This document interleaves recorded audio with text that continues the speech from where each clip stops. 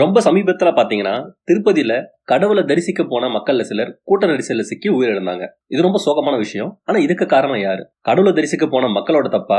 இல்ல கடவுள தரிசிக்க கடவுளோட சன்னிதானத்துக்கு போன மக்கள காப்பாத்தாம போன கடவுளோட தப்பா? இந்த கேள்விக்கு பதில் நம்ம எல்லாருக்குமே தெரியும். நாம தான் பார்த்து கொஞ்சம் செயல்பட்டு இருக்கணும். கூட்டமா இருக்கிற சமயத்துல நம்ம அவாய்ட் பண்ணிருக்கணும் அப்படின்னு நம்ம எல்லாருமே சொல்லுவோம். அப்ப இதுலதே நமக்கு தெரியுது, கடவுள் நமக்கு அறிவுன்னு ஒண்ணு கொடுத்திருக்காரு. அது நம்ம எங்கெல்லாம் பயன்படுத்துறோமோ அதை நம்ம பயன்படுத்தி நடக்க வேண்டியது அவசியம் அப்படின்னு நம்ம எல்லாருக்குமே தெரியும். இந்த கான்செப்டை மையமா வச்சு 1980களில் ஒரு புத்தகம் வெளிவந்திருக்குது. அந்த புத்தகத்தோட பேர் தான் அனாதைகள். இதை எழுதியவர் பாத்தீங்கன்னா ஆசிரியர் ராகவேந்திரர் அவர்கள். வணக்கம் நண்பர்களே, எல்லாரும் எப்படி இருக்கீங்க? நீங்க எல்லாரும் நல்லா இருக்கீங்கிற நம்பிக்கையோட நான் இந்த வீடியோவை ஆரம்பிக்கிறேன். கொஞ்சம் முன்னாடி நான் சொன்ன மாதிரி இன்னைக்கு நம்ம இந்த வீடியோல பார்க்க போற புத்தகத்தோட பேர் அனாதைகள். இந்த புத்தகம் பாத்தீங்கன்னா 1980களில் வெளிவந்தது. இந்த புக்கோட ஒன்லைன் பாத்தீங்கன்னா, கடவுள் உண்மையில எதுக்கு நமக்கு தேவைப்படுறாரு, கடவுளுக்கும் நமக்கும் உண்டான அந்த உறவு என்ன, இந்த வேண்டுதல் பிரார்த்தனைகள் அப்படின்ற பேர்ல கடவுளுக்கு நம்ம ஒரு சில விஷயம் செய்யறோம் பாத்தீங்களா, அழகு குத்துறது, அங்க பிரதேசனம் பண்றது, இந்த மாதிரி விஷயங்கள்லாம் உண்மையிலே கடவுள் கேட்கறாரா அப்படின்றதான் இந்த ஸ்டோரியோட ஒன்லைன். ஓகே நண்பர்களே, நாம இப்ப இந்த புக்கோட கதைக்குள்ள போவோம். நான் எல்லா வீடியோலையும் சொல்றது போல என்னுடைய நோக்கம் இந்த கதையை உங்ககிட்ட ஃபுல்லா சொல்றது கிடையாதுங்க. நான் படிச்ச மாதிரி அந்த புக்கை நீங்களும் படிக்கணும். அதுக்கு நான் சொல்ற இந்த கதையோட ஒரு முன்னோட்டம் உங்களுக்கு ஒரு தூண்டுகோலா அமையும் அப்படின்ற நம்பிக்கையில தான் நான் இந்த கதையை உங்ககிட்ட ஷேர் பண்ணிக்கிறேன். ஓகே, நம்ம இப்ப கதைக்குள்ள போலாமா? கணவன் மனைவி, அவங்களுக்கு 2 பசங்க, ஒரு பொண்ணு ஒரு பையன். இதுல பாத்தீங்கன்னா அந்த பொண்ணு இருக்கு பாத்தீங்களா, அந்த பொண்ணுக்கு கொஞ்ச நாளா உடம்பு சரியில்லாம போனதால அப்போ அந்த பொண்ணுக்கு கொஞ்சம் புத்தி சுவாதீனம் இல்லாம நடந்துக்குது. இது கூடவே இவங்க குடும்பத்திலையும் சின்ன சின்ன மன கஷ்டங்கள், கொஞ்சம் மனக்குழப்பங்கள் இதெல்லாம் அடிக்கடி நடந்துட்டு வருது. இது எல்லாம் சரியாகணும் அப்படின்னா இவங்க ஊருக்கு பக்கத்துல இருக்க ஒரு மிகப்பெரிய பிரசித்தி பெற்ற கோவில், அந்த பிரசித்தி பெற்ற கோவில்ல நடக்கிற ஒரு பிரசித்தி பெற்ற திருவிழாக்கு நீங்க போயிட்டு வந்தா உங்க குடும்ப கஷ்டங்கள்லாம் சரியாகும் அப்படின்னு ஒரு சாமியார் சொன்னதை இவங்க ஏற்று நாம அந்த திருவிழாக்கு போயிட்டு வரலாம் அப்படின்னு சொல்லி இவங்க எல்லாம் கிளம்புறாங்க. கணவன் மனைவி, அந்த பொண்ணு, அந்த பையன், அவங்களோட பசங்க 2 பேர். ஓகேங்களா? இவங்கலாம் கோவிலுக்கு கிளம்புறாங்க. கோவிலுக்கு கிளம்புறதுலாம் எப்படி இருக்குன்னு சொல்லிட்டு நீங்க உங்களோட சின்ன வயசை நினைச்சு பார்த்தா உங்களுக்கு கன்ஃபார்ம் ஞாபகம் வரும். இப்ப இருக்கிற மாதிரி அப்போ டிரான்ஸ்போர்ட்ல நமக்கு ஃப்ரீக்வெண்டா கிடையாது. அட்லீஸ்ட் ஒரு 1 டே ப்ரியரா நம்ம கிளம்ப வேண்டியதா இருக்கும். இங்க இருந்து நம்ம கிளம்பி போயிட்டு பக்கத்துல இருக்க ஏதாவது ஒரு பஸ் ஸ்டாண்ட்லயோ இல்ல அந்த கோவில்லயோ எங்கேயும் அங்க தங்கிட்டு அப்பதான் மறுநாள் காலைல போய் நம்ம சாமியை பாக்குற மாதிரி இருக்கும். சோ அந்த மாதிரி பாத்தீங்கன்னா இவங்க ஒரு நாள் பிரியாராவே எல்லாத்தையும் மூட்டை முடிச்செல்லாம் கட்டிக்கிட்டு எல்லாம் கிளம்புறாங்க. இந்த மாதிரி பிரசித்தி பெற்ற கோவில்னா நாம மட்டும் போக மாட்டோம். அந்த கோவிலை சுத்தி எத்தனை ஊர் இருக்கோ அத்தனை ஊருக்குள்ள இருக்க மக்களும் கிளம்பி வருவாங்க. பயங்கர கிரௌடா இருக்கும் கோவில். அது மட்டும் இல்ல, அந்த டுவர்ட்ஸ் அந்த கோவிலை நோக்கி போற எல்லா பஸ் ட்ரெயின் எல்லாமே கிரௌடா இருக்கும். பஸ்லயோ ட்ரெயின்லயோ நம்ம உக்காந்துட்டுலாம் போக முடியாது. எப்படியாவது கோவிலுக்கு போய் சேர்ந்தா போதும் அப்படின்னு சொல்லிட்டு எல்லாம் கூட்டத்துல நசுங்கி கசங்கி தான் போய் சேருவோம். அந்த மாதிரி ஒரு கூட்டமான ஒரு பேருந்து நெரிசல் பயணத்துல இவங்க போயிட்டு இருக்காங்க. ஒரு வழியா போய் அங்க இறங்கும் போது பாத்தீங்கன்னா இவங்கள மாதிரி நிறைய பேர் வந்திருப்பாங்க பாத்தீங்களா. அந்த மாதிரி சில பேர்கிட்ட இவங்க பேச்சுவார்த்தை கொடுக்குறாங்க. அதாவது ரொம்ப நேரம் அவங்க கியூல வெயிட் பண்ணணும். பட் வெயிட் பண்ணும்போது நிறைய ஊர்ல அக்கம் பக்கத்துல வந்திருப்பாங்க. அந்த மாதிரி ஆளுங்கிட்ட இவங்க பேச்சு கொடுக்குறாங்க. அவங்களும் வந்துட்டு எனக்கு இந்த கஷ்டம் இருக்கு, அதனால நான் வந்திருக்கேன் அப்படின்னு அவங்க சொல்ல, இவங்க வந்துட்டு எனக்கு இந்த மாதிரி என் பொண்ணுக்கு உடம்பு சரியில்லை, எங்க வீட்டுல கொஞ்சம் பண கஷ்டம் தான், நாங்க வந்திருக்கேன்னு சொல்லிட்டு இந்த ஃபேமிலி சொல்ல, இந்த மாதிரி அப்படியே இவங்க அந்த லைன்ல வெயிட் பண்ற போற நேரம் எல்லாருக்கிட்டே பேசிட்டே போறாங்க. டைம் ஆக பாத்தீங்கன்னா வந்துட்டு இவங்க இந்த சாமிக்கு வெயிட் பண்ற கியூ இருக்கு பாத்தீங்களா, அதுல கிரௌட் ரொம்ப அதிகமாயிட்டு இருக்கு. இவங்களால நிக்க முடியல, எல்லாம் பின்னாடி இருந்து தள்ளுறாங்க. சுத்தி பயங்கர கிரௌடா இருக்குது.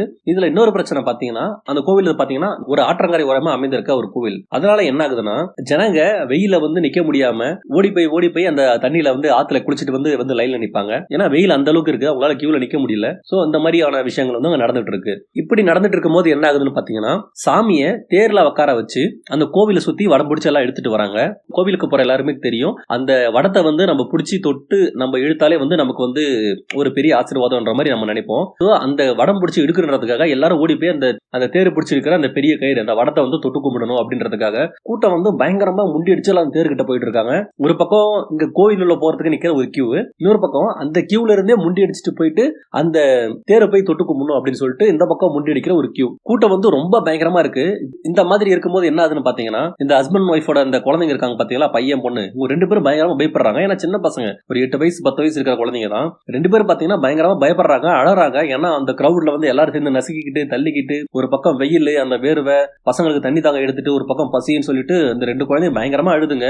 இந்த அப்பா அம்மா என்ன பண்றாங்கன்னா, அப்பா பொண்ணோட கையை பிடிச்சுக்கிறாரு, அம்மா பையனோட கையை பிடிச்சுக்கிறாங்க, பசங்க யாரும் கூட்டத்துல மிஸ் ஆயிடக்கூடாது அப்படின்னு. இந்த சமயத்துல என்ன ஆகுதுன்னா, அந்த தேர் இவங்க கிட்ட வருது. அப்பா என்ன பண்றாருன்னா, அந்த தேரை தொட்டு கும்பிடுறதுக்காக தான் பிடிச்சிட்டு இருந்த அந்த பொண்ணோட கையை விட்டுட்டு அந்த தேரை இப்படி தொட்டு கும்பிட்டுட்டு கொஞ்சம் அப்படி திரும்புறாரு. திரும்ப பாத்தீங்கன்னா கூட்டத்துல அந்த குழந்தைய காணும். அந்த அவர் தன்னுடைய பெண் குழந்தைய கையில பிடிச்சிட்டு பாத்தீங்கன்னா அந்த குழந்தைய காணும். குழந்தைய காணும்னு சொல்லிட்டு தேட ஆரம்பிக்கிறாரு. கூட்டத்துல கத்துறாரு. அவரோட மனைவி அந்த பையன் 3 பேரும் சேர்ந்து அந்த பொண்ணோட பேர் சொல்லி கத்துறாங்க. ஆனா அந்த பொண்ணு அந்த கூட்டத்துல எங்க இருக்குன்னு தெரியல. ஏன்னா அவ்வளவு கிரௌடுன்றப்ப அங்க எவ்வளவு சத்தம் இருக்குன்னு உங்களுக்கு தெரியும். அதுவும் அந்த சாமி தேர் கிட்ட வரும்போது எல்லா சாமி பேரை சொல்லி கத்துவாங்க, பயங்கரமா சத்தமா வேண்டுவாங்க. இந்த கூட்டத்துல இவங்க கத்துற அந்த பொண்ணு எங்க இருக்குன்னு தெரியல. இவங்க கத்துறது அந்த பொண்ணோட காதுல விழல. உடனே அப்பா என்ன சொல்றாருன்னா, நீ பையனை கூட்டிட்டு நீ சாமி கிட்ட போயிடு, நீ சாமியை பார்க்க இந்த கியூல நீ முன்னாடி போயிட்டே இரு, நான் பொண்ணை கண்டுபிடிச்சு கூட்டு வரேன்னு சொல்லிட்டு அந்த அப்பா கூட்டத்துல முன்னோக்கி போறாரு. அந்த அம்மா என்ன பண்றாங்க பாத்தீங்கன்னா, தன்னோட பையனை கூப்பிட்டுக்கிட்டு சாமி தரிசனத்துக்கு போற கியூ நின்று பாத்தீங்களா, அந்த கியூல வந்து முன்னோக்கி போறாங்க. திடீர்னு பாத்தீங்கன்னா பயங்கர சூறை காற்றோட இடி மின்னலோட மழை வந்து ரொம்ப பயங்கரமா பெய்ய ஆரம்பிக்குது. எல்லாரும் கியூவை கலைச்சிட்டு எல்லாம் ஓட ஆரம்பிக்கிறாங்க. ஏன்னா மழை ரொம்ப அதிகமா இருக்கு. இந்த நேரத்துல என்ன ஆகுதுன்னா, இந்த அம்மாவும் பையனும் பாத்தீங்கன்னா ஒரு இடத்துல போய் மழைக்கு ஒதுங்குறாங்க. அந்த ஒதுங்குற இடம் பாத்தீங்கன்னா அன்னதான கூடம். அந்த பையன் ரொம்பவும் களைப்பா இருந்ததால அந்த அன்னதானம் அந்த சாப்பாடோட வாசனை அவன் பிடிச்ச உடனே, அம்மா எனக்கு பசிக்குது, நான் சாப்பிட போறேன் அப்படின்னு சொல்லிட்டு சொல்றான். அம்மா வந்து சொல்றாங்க, சாமியை பார்க்கறதுக்கு முன்னாடி சாப்பிடக்கூடாது, சாமியை பார்த்துட்டு வந்து சாப்பிடலாம் அப்படின்னு சொல்றாங்க. ஒரு பக்கம் இப்படி இருக்க, இன்னொரு பக்கம் என்ன ஆகுதுன்னா, இன்னொரு பக்கம் தன்னுடைய பெண் குழந்தை தேடி அப்பா போனாரு பாத்தீங்களா, அவர் என்ன பண்றாருன்னா, மழை வந்து ரொம்ப அதிகமா இருக்கிறதால மழைக்கு ஒதுங்கி ஒரு செவரு கிட்ட நிக்கிறாரு. மழை ரொம்ப அதிகமா பெய்யறதால என்ன ஆகுதுன்னா, அது ரொம்ப பழைய செவரு போலக்குது. அந்த செவரு அப்படியே பாத்தீங்கன்னா அந்த மழையில வந்துட்டு அந்த மண்ணெல்லாம் வந்து கரைஞ்சி அந்த செவரு வந்து அப்படியே அங்கிருந்து மேல விழுது.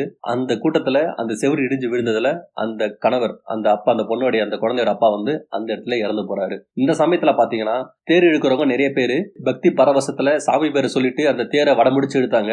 திடீர்னு பாத்தீங்கன்னா அந்த தேர் வந்து முன்னாடி நோக்கி வரமாட்டேன், ஏதோ சகதியில மாட்டின மாதிரி இருந்தது. தேரோட சக்கரத்துல ஏதோ மாட்டி இருக்கு அப்படின்னு சொல்லிட்டு எல்லாம் போய் பாக்குறாங்க. பாத்தீங்கன்னா அந்த தேருடைய சக்கரத்துல ஒரு பெண் குழந்தையினோட உடல் வந்து சிக்கிருக்கு. அதை பார்த்துட்டு எல்லாம் கத்த ஆரம்பிக்கிறாங்க. அந்த குழந்தைய காப்பாத்துன்னு உள்ள போறாங்க. ஆனா அந்த குழந்தை ஆல்ரெடி இறந்திருக்குது தெரிய வருது. இந்த மாதிரி ஒரு பெண் குழந்தை வந்து தேரோட சக்கரத்துல மாட்டிக்கிச்சுன்னு சொன்ன உடனே அந்த தேர் இழுக்கிறத நிப்பாட்டுறாங்க. இந்த விஷயம் அப்படியே ஃபுல்லா எல்லாருக்கும் அப்படியே ஸ்ப்ரெட் ஆகுது. எல்லாம் கத்திட்டு இருக்காங்க, குழந்தை வந்து தேர் சக்கரத்துல மாட்டிக்கிச்சு, குழந்தை செத்து போச்சு அப்படின்னு. இந்த விஷயம் வந்து பாத்தீங்கன்னா அந்த மழைக்கு ஒதுங்கி அன்னதான கூடத்துல நின்றுட்டாங்க பாத்தீங்களா, அம்மா பையன், அவங்க காதுல விழுது. ஒருவேளை அது ஏன் பொண்ணா இருக்குமோன்னு சொல்லிட்டு அந்த அம்மா அலறி அடிச்சுட்டு ஓடுறாங்க. இந்த மாதிரி கிரௌட்ல அந்த அம்மா எப்படி போறது தெரியாம எப்படியே பூந்து அந்த தேர்கிட்ட நோக்கி அவங்க ஓடிட்டு இருக்காங்க. இன்னொரு பக்கம் என்ன ஆகுதுன்னா, அம்மா அந்த பையனை விட்டு போனதால அந்த பையனுக்கு பசி தாங்க முடியல. அந்த சின்ன பையன் அன்னதான கூடத்துக்கு ஓடிடுறான் சாப்பிடுறதுக்காக. இன்னொரு பக்கம் பாத்தீங்கன்னா அந்த அப்பா வந்து இறந்து போயிட்டாரு. இந்த விஷயம் யாருக்குமே தெரியாது. பிளஸ் இந்த பக்கம் பாத்தீங்கன்னா அந்த தேர் சக்கரத்துல மாட்டி அந்த சின்ன பொண்ணு பாவம் அது இறந்து போச்சு. இப்ப அதை பாக்குறதுக்காக இவங்க அம்மா வந்து ஒருவேளை தன்னுடைய குழந்தையா இருக்குமான்றதுக்காக இவங்க கன்ஃபார்ம் பண்ணிக்கிறதுக்காக இவங்க கிளம்பி பயந்துட்டு ஓடிட்டு இருக்காங்க.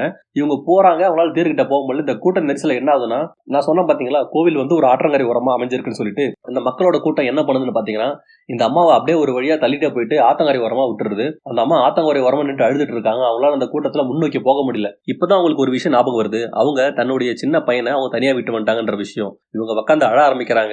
தான் பொண்ணு ஒரு பக்கம், தான் புருஷன் ஒரு பக்கம், தான் பையன் ஒரு பக்கம், தான் ஒரு பக்கம், யாரு எங்க இருக்காங்க, யாருக்கு என்ன ஆச்சுன்னே தெரியாம அந்த அம்மா உட்காந்து அழ ஆரம்பிக்கிறாங்க. அவங்களுடைய கணவர் இறந்து போயிட்டாரு, அவங்களுடைய பொண்ணும் இறந்து போயிடுச்சு. இது எதுவுமே தெரியாத அந்த சின்ன பையன் அன்னதான கூடத்துக்கு போய் வயிறு ஃபுல்லா சாப்பிட்டுட்டு தான் அம்மாவுக்கும் தங்கச்சிக்கும் பசிக்கும், அவங்களுக்கும் சாப்பாடு வேணும் அப்படின்னு கேட்டு வாங்கிட்டு தன்னுடைய 2 கையில அந்த இலையை பிடிச்சிக்கிட்டு அந்த இலை மேல சாப்பாடை வாங்கிக்கிட்டு அன்னதான கூட வாசல்ல வெளியே வந்து தான் அம்மாவும் தானும் எங்க நின்னமோ அங்க வந்து நின்று பாக்குறான்.